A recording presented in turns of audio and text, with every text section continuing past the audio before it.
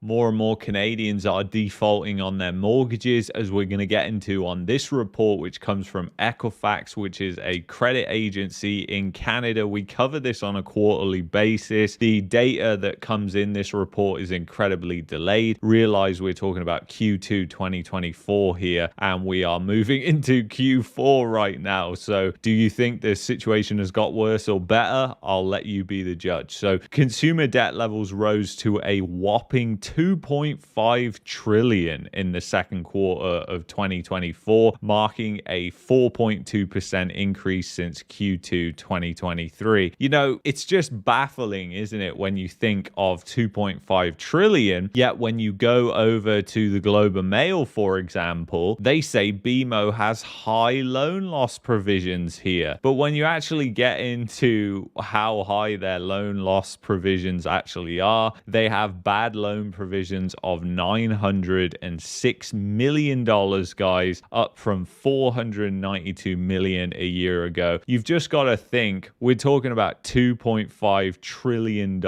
here. You know, that is the size of the debt levels in Canada. Obviously, that's not all concentrated at the Bank of Montreal. That's spread out across mainly 5 oligarch-type banks in Canada. You've got the Royal Bank of Canada, TD Bank, CIBC, BMO, and Scotiabank.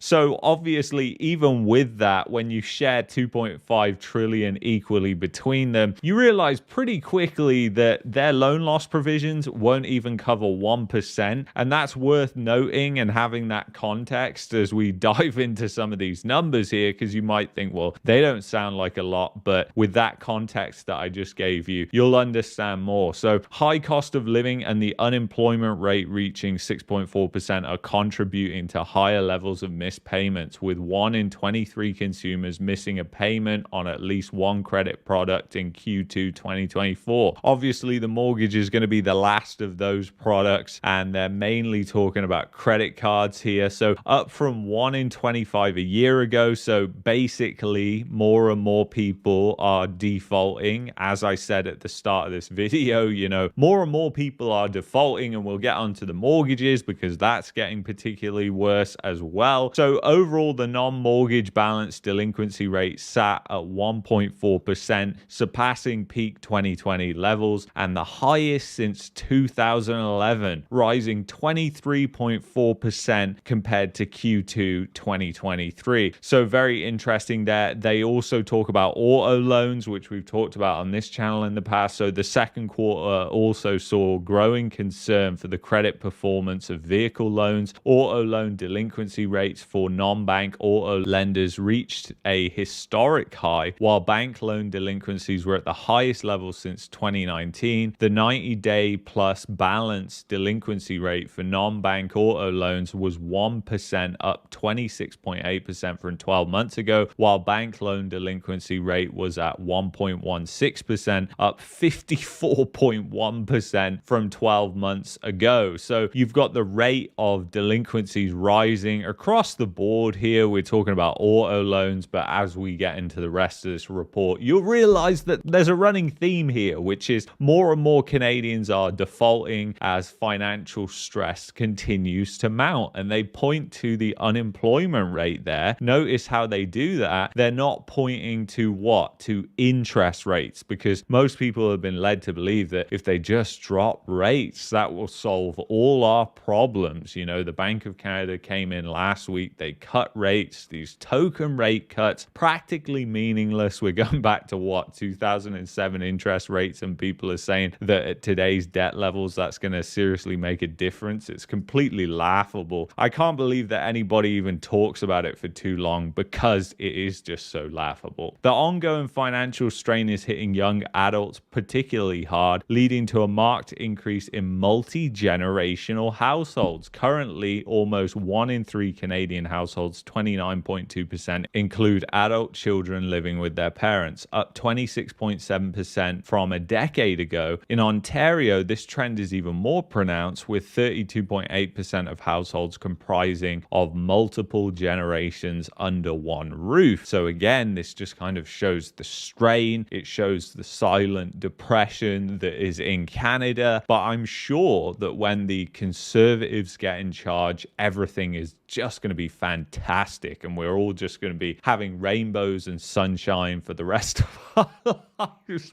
I'm just joking and being sarcastic there. It's just some people have that mindset. They take everything Pierre says at his word, which is just a joke.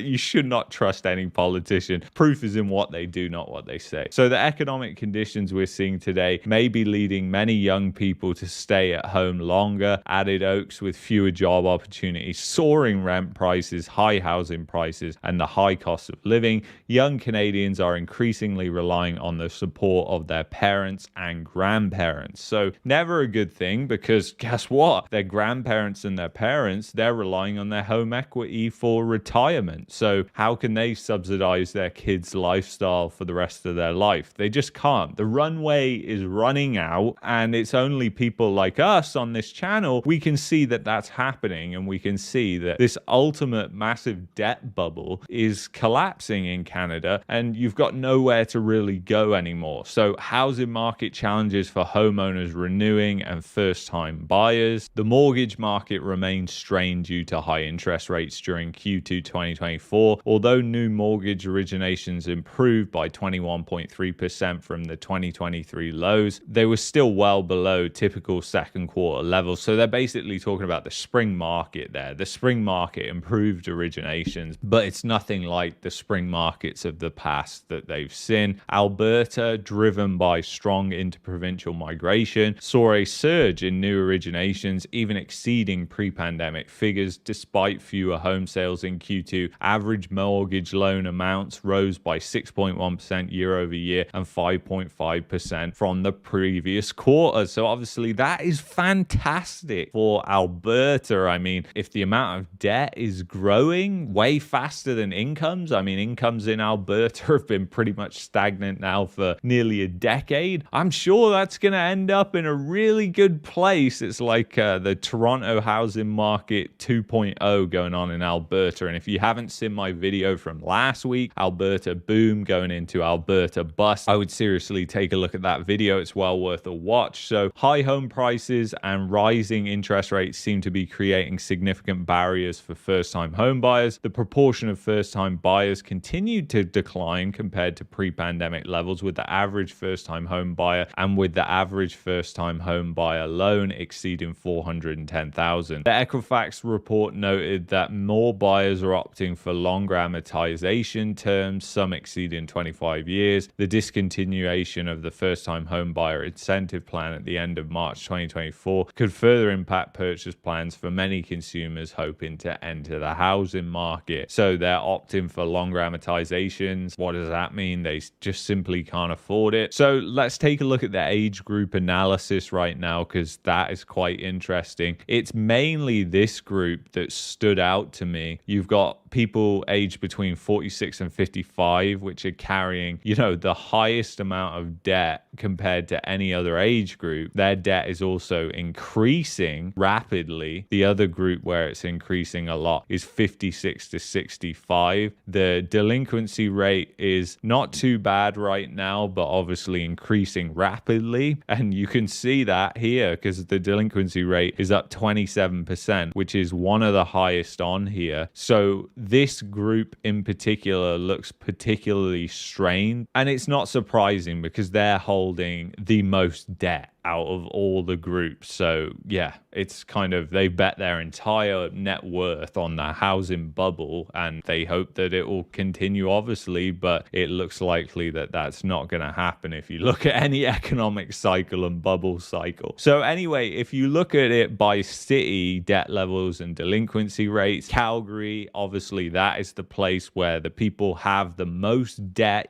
Calgary, the boom town where everybody's moving to, is also the people with the highest average amount of debt. What does that say about the prior cycles that have happened and have affected these two cities here, Calgary and Edmonton? Obviously, it could not happen this time. This time it could be different, but I really don't think so. There's like a 90% chance that this is just another cycle. So Halifax, Montreal, Ottawa, Toronto, Vancouver, we've got on here as well. When you look at the average debt change, it's really Ottawa, Toronto, Vancouver, Vancouver that are the highest on this list. When you look at the highest delinquency rates here, you've got Toronto that is standing out. You've also got Edmonton that is also standing out. So it's very interesting. And then you've obviously got Calgary. And then it also shows the year-over-year change in delinquency rate. This is very interesting. So you can see that one that is standing out dramatically there is Montreal, where the delinquency rate is rising pretty quickly. You've also got Toronto, Vancouver, Ottawa. The rate is rising very fast there. St. John's and Fort McMurray, not so much, even though Fort McMurray has the highest delinquency rate in the country. And then you've got Calgary, the rate is also going up. You've also got Edmonton. When you look at these statistics and what's going on, it's really, really interesting. And then you look at what's going on at the food banks. You know, you've literally got food banks in Canada running out of food. I mean, is there any other indicator out there of a depression than food banks that are now running out of food? Because even they don't have the food. People aren't donating because they're under financial strain, and now they're running out. And also they've just got unbelievable demand that cannot be sustained even if the levels of donations remain the same. So a food bank in southeastern Saskatchewan is pleading for donations to help fill its nearly empty cupboards, saying it has never seen so many people in need. Again, that statement there, something that you would read in a Great Depression. And then you've also got in Brantford, Ontario, the shelves are bare. Paris Food Bank and Little Free Pantry in dire need of donations. Brant County families arrived at the Paris Salvation Army food banks on a recent Monday in hopes of getting sustenance to get them through tough times, but the food bank had to lock up early. Their shelves were empty and they had run out of food. Is there any other indicator, guys, of a Great Depression than a food bank that is literally running out of food? I mean, I don't think there is any other indicator of economic failure that rings out when your population can't even afford to feed themselves. I mean, that is really just Great Depression level stuff, and we are in a silent depression now, believe it or not, and it's going to affect more and more people as this cycle moves on. It starts off with the poorest people and it moves into the richest people, and it eventually touches everybody. So make sure you're prepared, not scared. Make sure you have a financial plan and know your budget. It's free to do all these things, and it's very important to do them. So anyway, guys, if you've enjoyed this video, I'd highly recommend that you check out this video here. And if you are looking for a VPN to protect your privacy, you know where to go. Go to expressvpn.com/marketmania. That's the VPN that I use, and I will see you guys in the next one. Take care.